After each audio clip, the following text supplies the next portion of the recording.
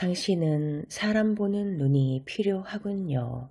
제6장 산막짜리 드라마. 심리집에는 유혹, 괴롭힘, 파국이라는 세 개의 막으로 구성된 희곡과 비슷하다 할 수 있다. 제1막 유혹의 시기. 앞에서 살펴보았듯 심리조종자는 유혹 단계에서 여러분을 말 그대로 홀린다. 심리조종자는 자신의 호감 가는 모습이 사람들과의 거리를 좁혀준다는 것을 잘 안다. 그 사람은 가급적 빨리 당신에게서 어떤 약속이나 동참을 얻어내야만 한다. 그래서 자신의 온갖 장점을 보여주며 환심을 구하고 모두 당신이 이득을 보는 거라고 전부 당신 하기 나름이라고 믿게 만든다. 당신의 두려움을 자극하고 당신의 목표를 관리한다. 그는 늘 긴급함을 내세워 사람을 압박하고 조종한다. 사람이 서두르다 보면 생각을 찬찬히 할 수가 없다. 그러다가 가면이 벗겨진다. 내게 상담받는 이들은 상대의 얼굴에서 가면이 떨어져 나간 순간을 매우 정확하게 기억한다. 보통은 시범 기간이 지나고 계약이 체결된 직후에 그 순간이 온다. 따로 살던 두 사람이 살림을 합친 날이라든가 더 끔찍하게는 결혼식 날이나 임신을 확인한 날일 수도 있다. 그 순간 싸늘하고 무심하며 파렴치한 인물이 드러난다. 그리고 차츰 당신은 주로 그 인물을 상대하게 될 것이다. 피해자들은 예전 그 사람이 아닌 것처럼 달라져도 너무 달라졌다는 말을 자주 한다. 호감 가는 첫인상이 당신을 빨리 자기 편으로 끌어들이려고 착용한 가면에 불과하다는 증거다. 심리조종자가 자기가 맺게 한 여러 가지 약속이 당신의 발목을 잡기에 충분하다고 생각할 즈음 이 유혹의 시기는 끝난다. 제2막 괴롭힘의 시간. 심리조종자는 슬금슬금 칭찬을 비난으로, 약속을 위협으로, 유쾌함을 찌뿌둥한 기분으로 대체할 것이다. 그 다음에는 차츰 극단적으로 토라지거나 자기 기분대로 행동하고 점점 더 격렬한 싸움판을 벌일 것이다. 이건 더도 덜도 아닌 조련이다. 당신은 결국 의도고 뭐고 이해할 마음도 없이 무조건 그 사람이 시키는 대로 하게 될 것이다. 당신은 상대가 그래도 썩 괜찮은 사람이고 당신을 좋게 생각해 준다고 믿는다. 그것은 출발선상의 전제였다. 어느덧 당신은 잠재의식을 통해 조련당한 결과 그의 널뛰는 기분을 자기가 서툰 탓으로 여기고 그의 신랄한 지적과 비난을 건설적인 비판으로 포장하기에 이른다. 당신은 열심히 노력한다.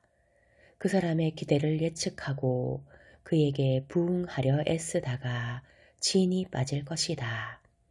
상대의 심술과 모순이 무색하게 당신은 근사한 가면을 되찾겠다는 희망으로 그가 바라는 바를 들어주려 할 것이다.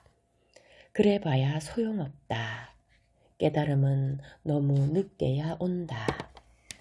그러는 동안 심리조종자는 어느새 당신에게 힘이 될 만한 연들을 몽땅 끊어서 고립무원으로 만들었다. 당신의 지인, 지역사회, 운동이나 문화활동, 당신의 특별한 관심사, 당신의 일. 기억하자. 그 사람은 초등학교 운동장에서 놀던 시절부터 그랬다. 당신은 이 관계에서도 목구멍에 뭐가 걸린 듯 답답하기만 하다. 제3막 파멸의 순간. 상대의 비위를 맞추느라 내 한계를 훌쩍 넘어버렸을 때, 나답지 않게 살다 보니 이제 내가 어떤 사람인지도 모를 때, 너무 지쳐서 무슨 일이 일어나는지 이해하고 싶지도 않을 때, 드디어 파국 단계가 시작된다.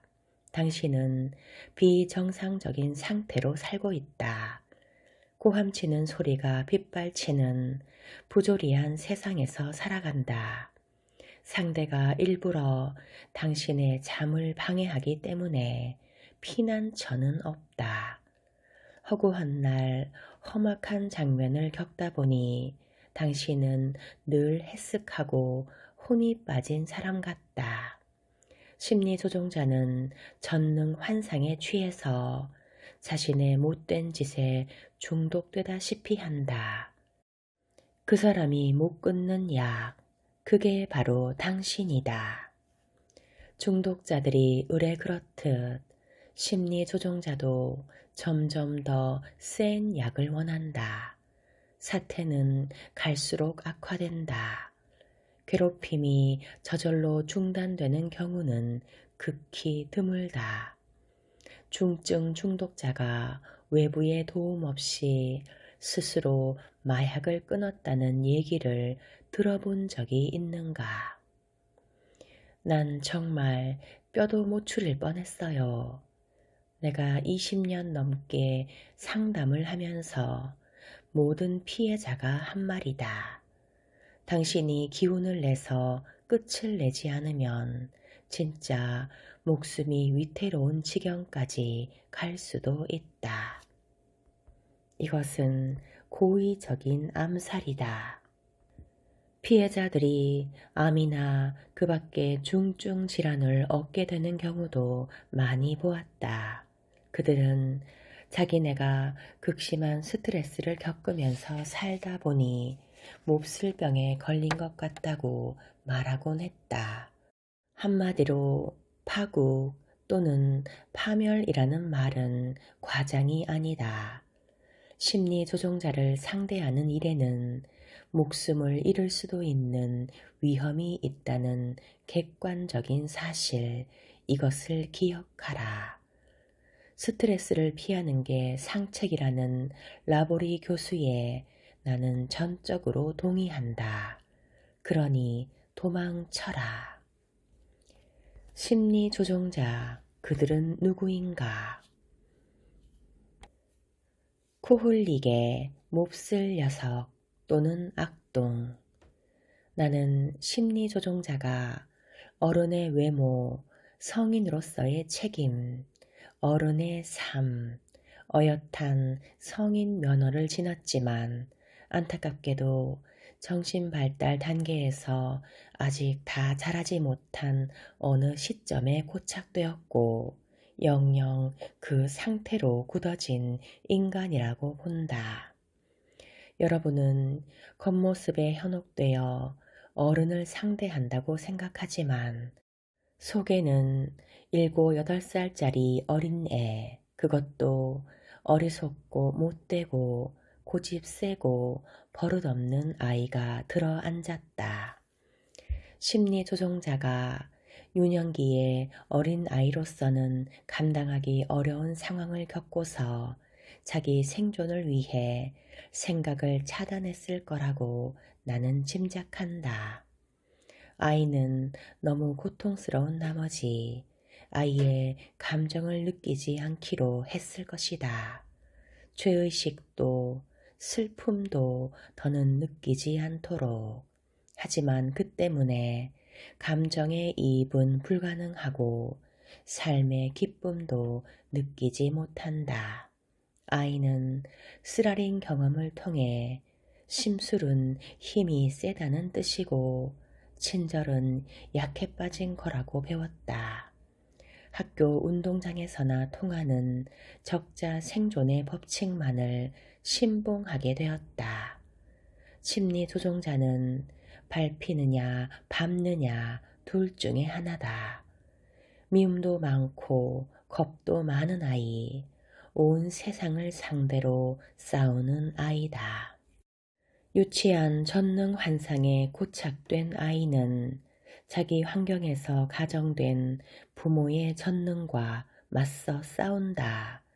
다시 말해, 심리 조종자는 자기 부모와 청산하지 못한 문제들을 전부 당신과 해결 보려 한다.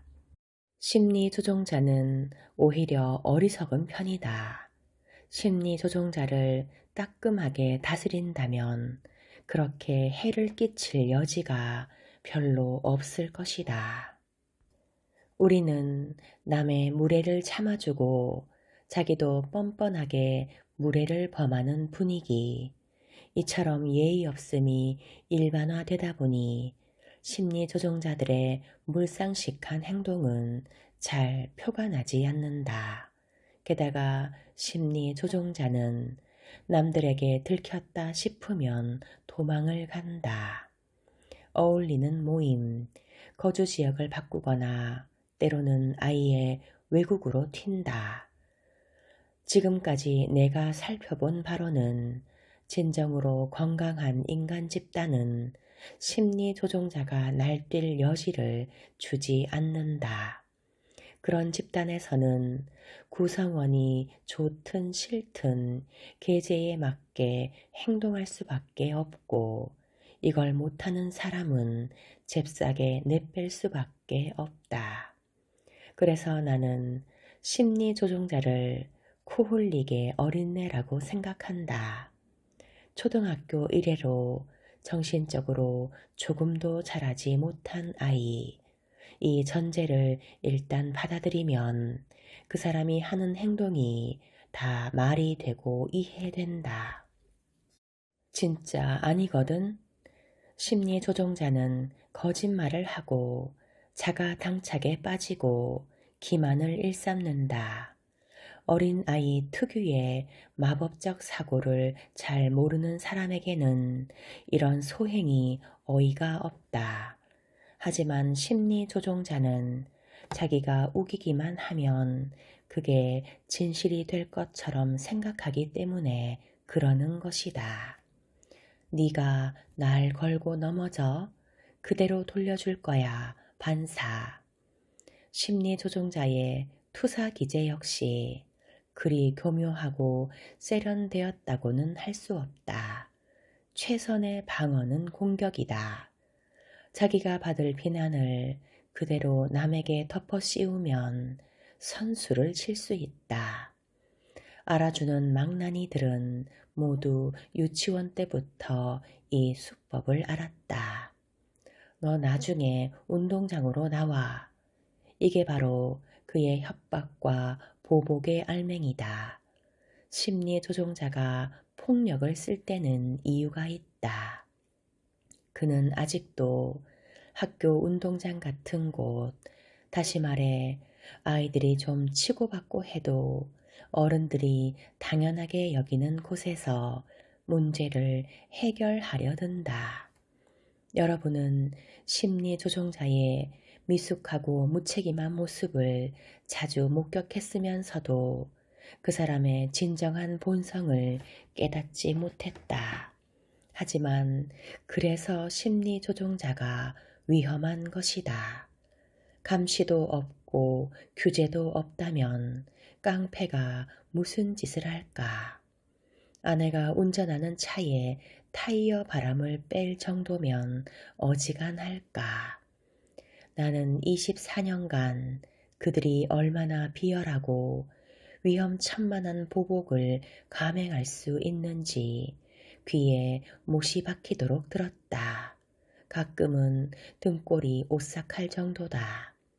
좀비 트랩을 만들기 좋아하는 수동적 공격성 심리 조종자는 당신을 위험에 빠뜨리기 위해서라면 창의력 천재도 될 수 있는 것이다. 그는 자기가 게임을 못하기 때문에 혹은 사기를 치려고 자꾸만 게임 규칙을 바꾼다. 애정, 온기, 공감, 그들의 섹스에서는 이것을 느낄 수 없고 그냥 성기를 만지작거리면서 노는 것 같은 기분마저 든다. 피해자들에게 이 미성숙한 인격 이론을 제안하면 곧바로 이런 반응이 나온다. 아, 그래요. 나도 왜 저렇게 어린애처럼 유치하게 반응할까 하는 생각을 얼마나 많이 했는지 모릅니다. 차라리 8살짜리 우리 아들도 그 사람보다는 어른스러워요. 당신이 초등학생이냐고 내가 한두 번 말한 게 아닙니다. 이 순간 모든 것이 분명해진다. 젠장, 하지만 이게 맞아. 그러나 대개 깨달음은 그리 오래 지속되지 않는다. 어엿한 어른의 겉모습에 현혹된 피해자들은 또 그 정체를 잊고 이 상황을 이해시켜 보겠다고 헛되이 애를 쓴다. 이미 상황을 잘 알면서 나 몰라라 하는 거다.